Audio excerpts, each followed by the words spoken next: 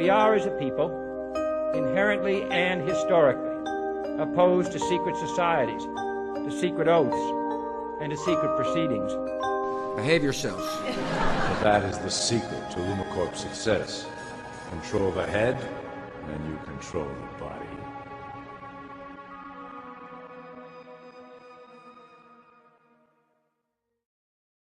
Good morning, ladies and gentlemen. Good morning. This is J.R. Moore coming to you live from deep in the mountains of the Missouri Ozarks on Wednesday, the 11th day of July, year of our Lord 2012. Welcome to the John Moore Show. I did get a call yesterday from a private, trusted source. A very disturbing call that I've been pondering how to report this to you since I got it mid-morning yesterday. And I've decided the best thing to do is just to, well, tell it like it is and not hold back, except to protect my source, of course. Well, here's what's going on. The U.S. military in the last week has begun conducting briefings for dependent military families, the husbands and wives of the men and women in the military. These would be the dependents that are stationed on near the East Coast, the Atlantic Ocean, near the West Coast, the Pacific Ocean, and near the Gulf Coast. At these briefings, they're being told the following, that there's this planetary-sized object called Nibiru that's coming into our solar system. It's going to be causing very severe problems, much more so than it already is, very soon. And that they're being put on standby to bug out. They're being told that there'll be little notice, possibly 2 weeks or so, before they're given the notice to bug out. Oh, they're also, by the way, they're being shown a map at these briefings. And they're signing non-disclose agreements before they go into the briefings, before the briefings begin, agreeing to not disclose to anybody else what they're learning. Anyway, at these briefings, these people are being told that when the call comes, they will only be able to take basically what you would take if you were flying on a commercial airline, a carry-on bag and one check bag with family photographs, personal, important papers, documents, and whatever clothes you can fit in. End of story. And they have to abandon all their other clothing, personal possessions, furniture, appliances, automobiles, all the rest of it. Well, the automobiles, I'm not sure. They might be bugging out in personal vehicles. That's unclear to me. And it's probably going to be a mixed bag of how people make their way away from these coastlines.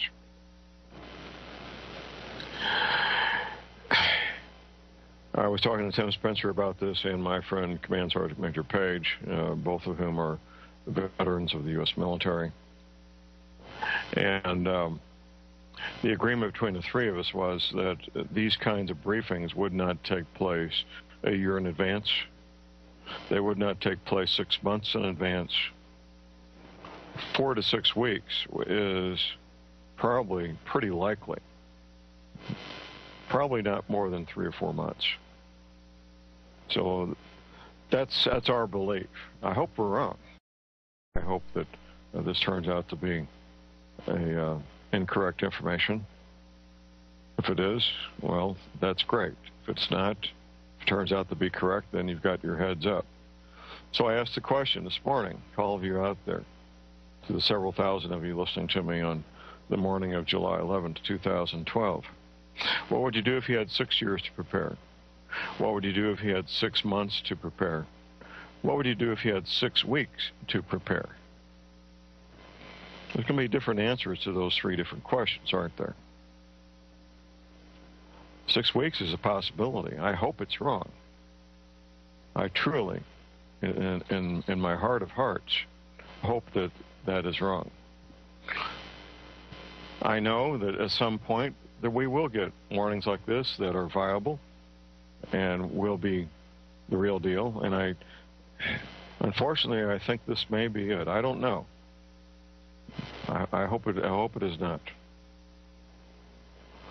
My source will be I'll be talking to my source on a weekly basis for the foreseeable future, for probably several months into the future, probably till the end of this year, most likely.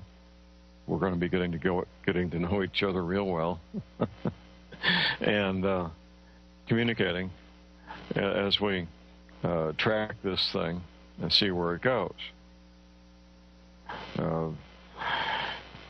My source doesn't want to hear this either. I mean, we're both mature men. We're both Vietnam vets, and he has a life he's put together for himself and his family that he doesn't want to see disrupted.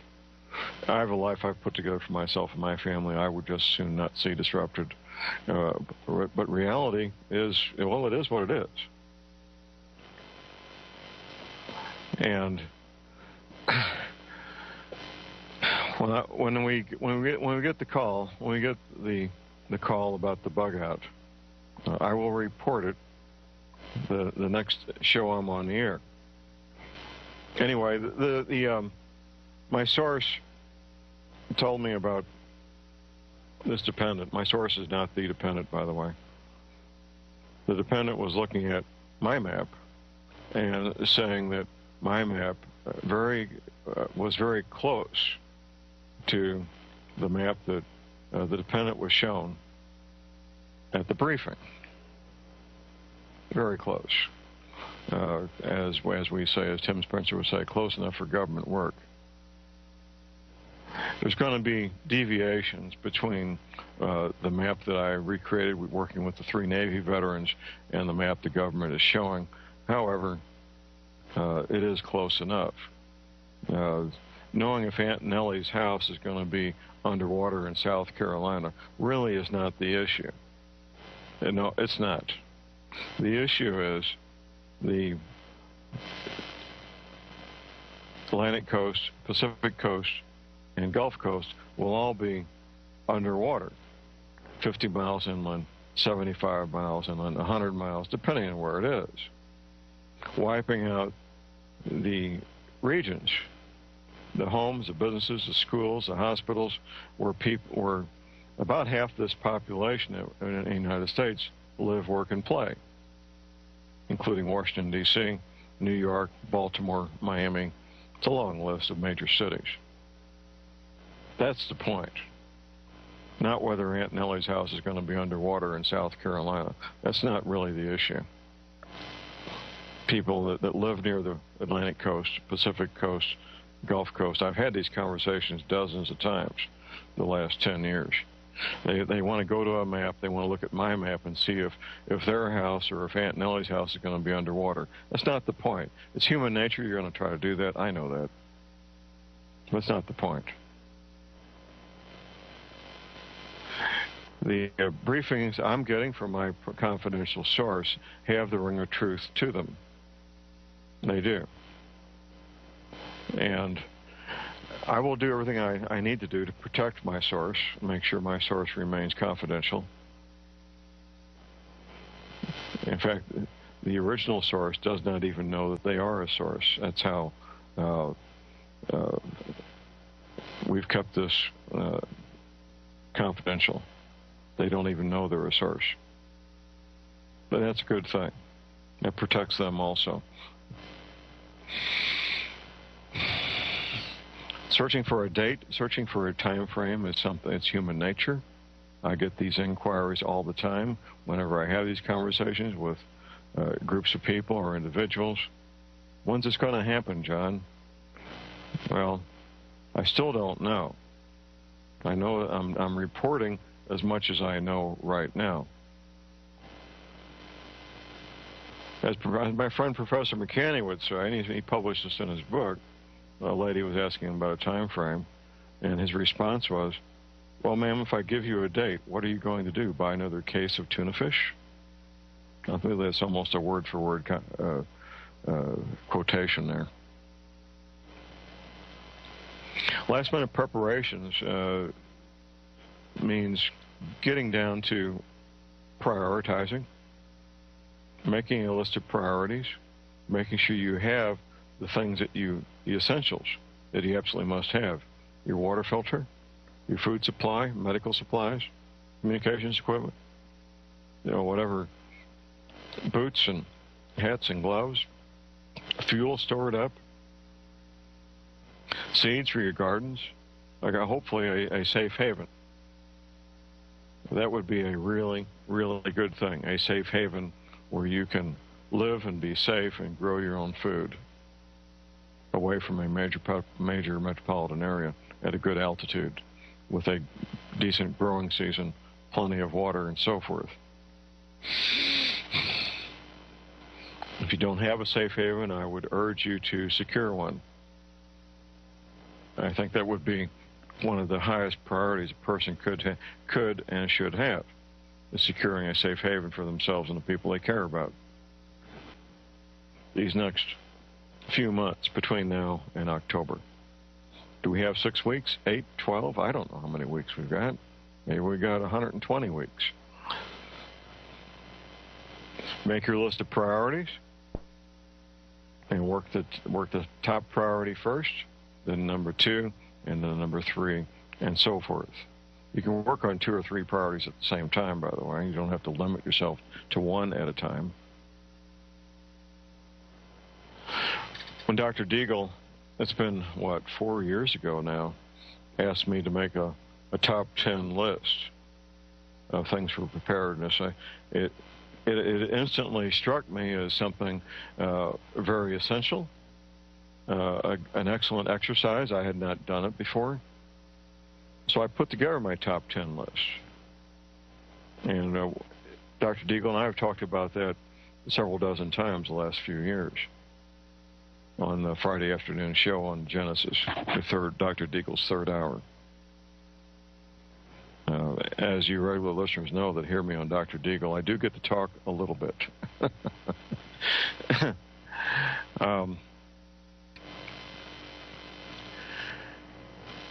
At some point, my source will let me know, and I will let you know. We have a caller on hold here, Linda in Ohio. Good morning, Linda. Hi, John. I just got my new video, so I needed to ask you. Thank you for updating, because I have new listeners listening in, and so they haven't heard any of this information before. So I know you think it's repetition, but well, coming into this cold can be quite a shock, to say the least. But go ahead, Linda. I understand. Are the lakes being affected? I live about 30 miles away from Lake Erie.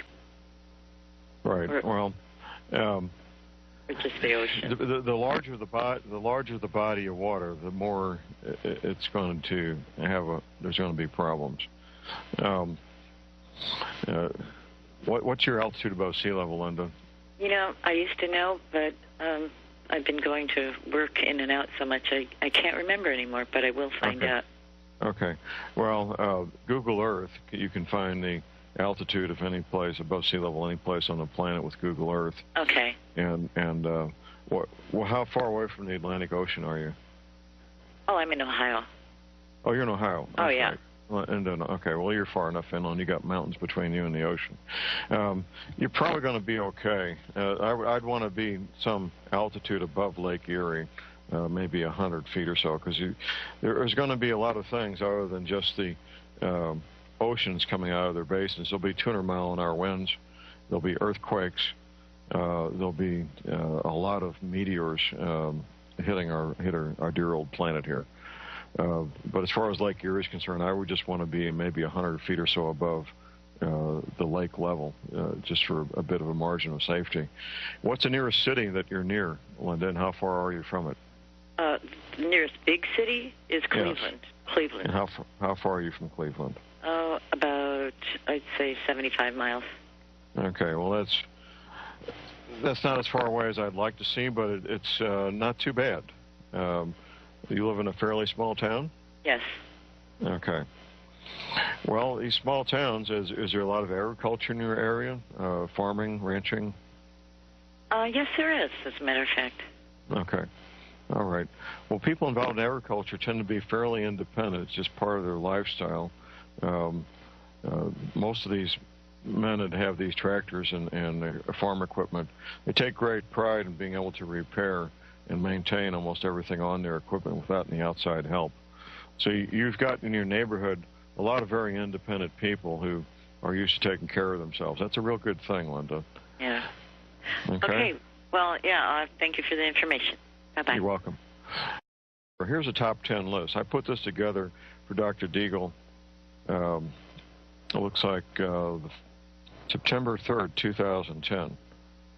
And number one, at least 2 gravity feed, high-quality gravity feed, Berkey water filters. I do offer them for sale on my website.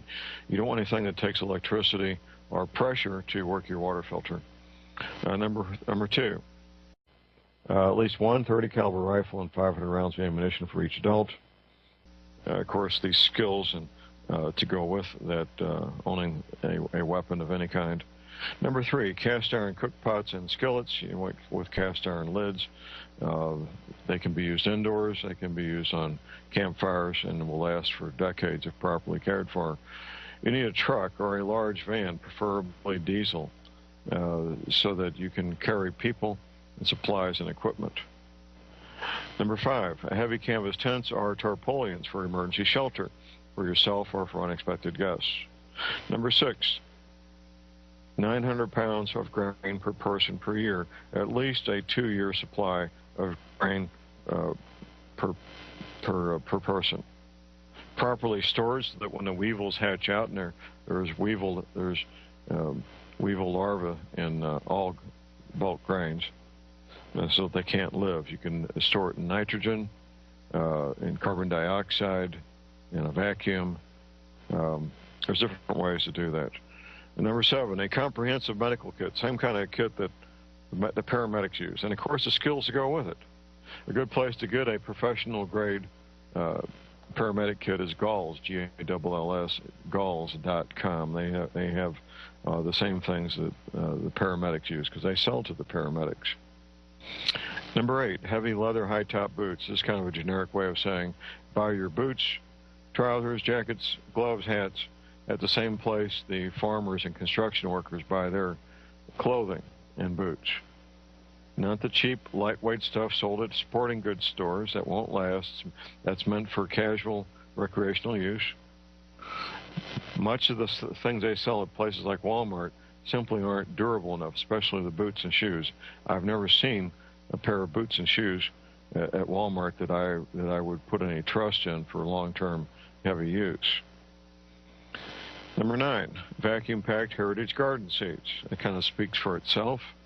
You're going to be growing your own food, maybe growing in a little bit extra food so you have something to trade or sell. Number 10, a copy of the book titled Dare to Prepare. Dare to Prepare by Holly Deyo, D-E-Y-O, available at Stan and Holly's website, standeyo.com. The 3 additional items we put on this list for Dr. Deagle. Number 1 is the paratrooper bicycle. It's the only, as far as we know, the only full-size folding mountain bike. It is military issue to the U.S. Army paratroopers and the U.S. Marines. Next would be a hand crank AM/FM weather band radio. I do offer these for sale at my website. It's also got a built-in flashlight and a cell phone charger. So it's a pretty good little unit, very compact and just a great little unit. And next and last but not least, a radiation detector with a gamma ray spectrometer. Radiation is part of what we're dealing with here, of course. This Fukushima event is by far and away far worse than what happened at Chernobyl in Russia more than 20 years ago. Far worse. So that's the list.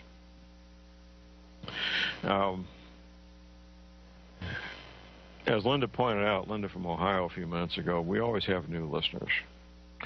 Being exposed to this material for the first time can be quite shocking. A lot of people, it's so far away from their belief system that they simply outright reject it, and I expect that. That's why I go back frequently to the fact, and it is a fact, scientifically provable fact, and I've got some of the evidence at my website, that 2 years ago, last month, it was June 12th, 2010, the Gulf Stream stopped. This is one of the many effects of the 10th planet, or Nibiru, on our planet, and they're secondary effects. It's not a direct effect, it's a secondary effect. Back in 1979, when the scientists, with our government and the various world governments, once they satisfied themselves that Nibiru was real and where it was located with the Pioneer 10 space probe, they began making their preparations, part of continuity of government contingency planning. They also developed their cover story. The goal of our government and the world governments is to keep everybody going to work Monday through Friday, paying their mortgages, being distracted with professional sports and other things, to the last minute. And I think they'll be 97, 98% successful in that effort because of their Loctite grip on mass media. So the cover story they developed was that there's going to be something called human-created climate change, human-created global warming. That's the cover story that they decided on in 1979. It's not just a fantasy put out by Al Gore. Al Gore is the most visible spokesman. But this is the storyline put out by NASA and NOAA, the National Oceanic Atmospheric Administration, and the National Aeronautical and Space Administration, that human beings and human activity is creating greenhouse gases, which in turn is warming the planet. That's a complete fabrication, a complete fantasy. And even little children can tell you about carbon footprints now and how we should all have a smaller carbon footprint. What a bunch of malarkey that is, as my friend Lucas would say. But they've been wildly successful in obfuscation and confusing the issues, convincing people that things are something other than what they really are, and they will continue to be. In the meantime, if you become a student of my work, a student of Professor McCanny, a student of Immanuel Velikovsky, Zechariah Sitchin, and others, you can learn the truth. The truth is, what we're experiencing is cyclical in nature. It's a long cycle, 3,600 years, and in human lifetimes, that's a lot of lifetimes, 3,600 years. You figure 4 generations per century times 36 centuries, that's a lot of centuries, that's a lot of generations. The cyclical nature of this planet going away from us for 1,800 years and coming back towards us for 1,800 years in the binary star system. I get emails from all kinds of people claiming they have photographs, claiming this, claiming that. It's natural to want to see this thing. 12 years ago, when I found out about it, more than 12 years ago, I began that quest myself. I came to realize it doesn't matter. It really doesn't matter if I see a photograph of it or not. Eventually, I will see photographs that are authentic, and so will you. Eventually, we'll see the real deal here in the Northern Hemisphere. By then, we'll be down to the final few months, if not few weeks or days, before all hell breaks loose. I encourage you to, now don't get caught up in a quest trying to find a photograph of the 10th planet of Nibiru. It's pointless. It serves no purpose. What you need to do is educate yourself about this cycle where every 3,600 years, every civilization on the planet gets mashed down to the mud. Lucas told that story quite well in his first DVD. It's mainstream archaeology, by the way. Very mainstream archaeology. And they offer no explanation. Mainstream archaeology offers no explanation for all the civilizations on Earth 3,600 years ago collapsing, coming to a halt. They don't. I know why. And when you educate yourself, you will know why as well. It's very important that you educate yourself. Take the time to do the serious reading necessary. And it's going to take a lot of reading. Watching the 4 hours of my DVD is a good start, but that's all it is. At the end of my second disc, I give a fairly extensive bibliography of books that you can use to educate yourself. It's probably 20 to 30,000 pages worth of reading. Oh yeah, I'm quite serious here. There's a lot to learn. If you think you can have a comprehensive understanding of these matters by watching a 4-hour lecture that I put together, well, you're sadly wrong. That's just a beginning point. That's just a teaser. This is all that is. And I would urge you not to make major life decisions and major changes in career or where you live, the part of the country you live, based only on watching my 4-hour lecture. I think you need to do more homework than that. I stand behind what's in my lecture. I document what's in my lecture. And it's solid. If it wasn't solid, I would have been hammered into the ground long ago. This first disc came out in the first week of September 2008. That's be 4 years ago this September. The second disc came out just a little over a year ago. So no, what I have there is very real and very provable. I offer some of the evidence there at my website with the U.S. Navy images of the Gulf Stream before it stopped and the Navy images of the Gulf Stream after it stopped, which of course is where we are right now. The Gulf Stream having stopped and its effect on the ocean current and weather is why we're experiencing the unprecedented heat here in North America. There is no precedent. We have weather records going back to about the 1880s in much of the country. This is the hottest year ever recorded in the 130 years or so of record keeping. Unprecedented. And what will happen in the future in terms of weather, I can't tell you. I think I can tell you with some certainty that it will be worse. That we'll have more frequent, more bizarre, and more dangerous weather events. Extremes of drought and extremes of too much rain. Extremes of high temperatures, extremes of low temperatures. Days where we have 200 and 300 tornadoes in one day. Who ever heard of such a thing? 200 and 300 tornadoes in one day. Earthquakes in places that have never had earthquakes. As you see these things increase, become daily events, you'll know, because I've told you so, you'll know that we're getting closer to the end. The end being when Nibiru, the 10th planet, the destroyer, impacts us to the point where we have a tilt of the Earth's axis, and these oceans come out of their basins. That's what's going to cause the worldwide flooding. A tilt, what's called a pole shift. I can't tell you how many degrees it'll be. It's probably going to be in the range of 15 to 20 degrees, something like that. That may not sound like much. That is huge. That is massive. Poles don't need to flip 180 degrees. They don't have to flip 90 degrees. A 15 or 20 degree shift in the poles would be enough to cause coastal flooding on all continents.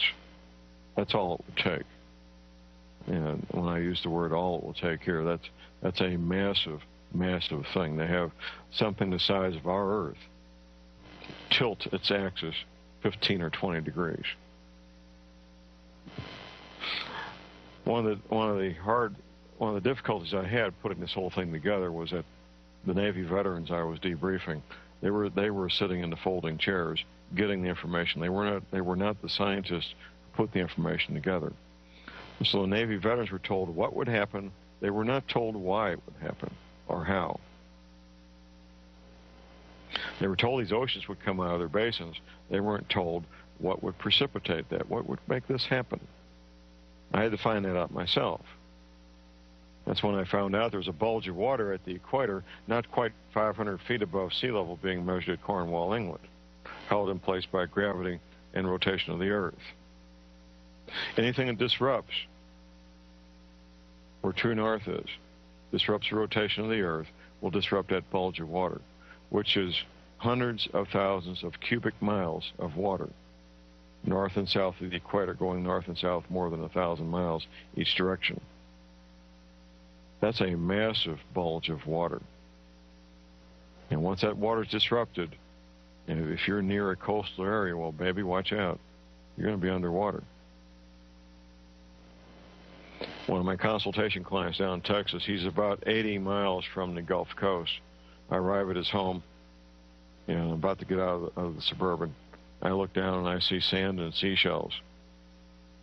In all the ground, everywhere, the entire region there, sand and seashells. I looked him straight in the eye and I said, this used to be under the ocean. He got kind of quiet because his wife was standing there, and he had not told his wife yet. And he said, yes, John, it was. Much of East Texas used to be under the ocean. Even areas 80 and 100 miles from the ocean, where the ocean is now, used to be under the ocean.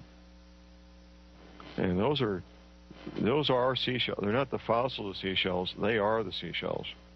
So it wasn't millions and millions of years ago. They're just plain old seashells like you'd find next to any ocean right now. They've been laying there for about 3,600 years. So this is your wake-up call, ladies and gentlemen. Well, I started out the show with a warning. I'm going to wrap it up with the same warning because I know there's people that can't tune in the entire show.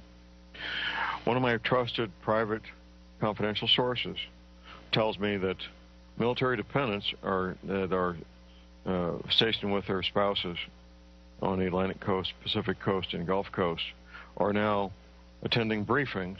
They have to sign non-disclosure agreements, briefings that they could soon get a bug-out order where they would be ordered to leave these coastal areas, taking only the equivalent of a carry-on bag and one suitcase, abandoning everything else.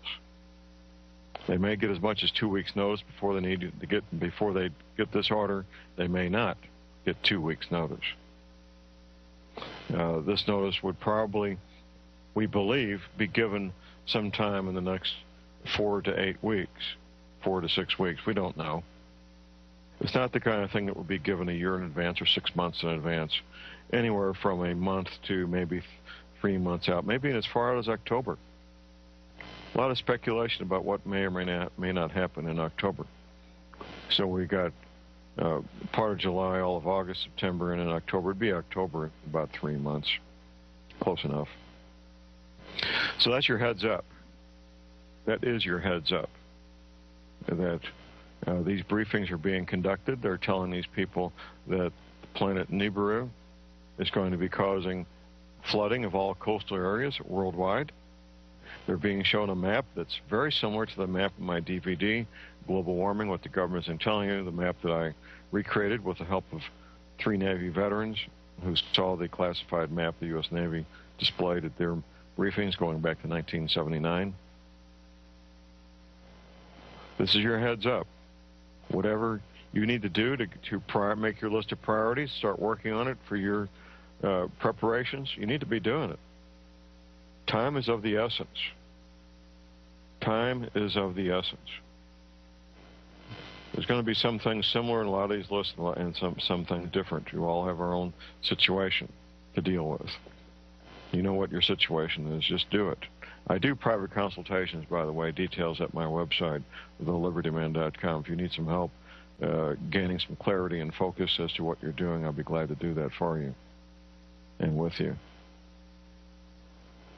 Hopefully this will blow over. We'll get through this fall, get past the fall elections, and life will be grand, and we can enjoy a joyous Christmas season where we celebrate the birth of our Lord Jesus and celebrate January 1st, 2013 with no major problems. I really, sincerely hope and pray that is what happens. I would not be carrying out my duty as a journalist, however, if I held back this information from you. I have a duty and a responsibility as a journalist, which I am, an investigative journalist, to put this information out. What you do with it is up to you. That's it for today, ladies and gentlemen. You all be safe out there. Buy lots of ammunition. Never give up your guns. The code words for today, for those of you behind enemy lines, turn to page 156, first paragraph. Page 156, first paragraph. Be safe and buy lots of ammunition. And thank you for feeding the Bush family.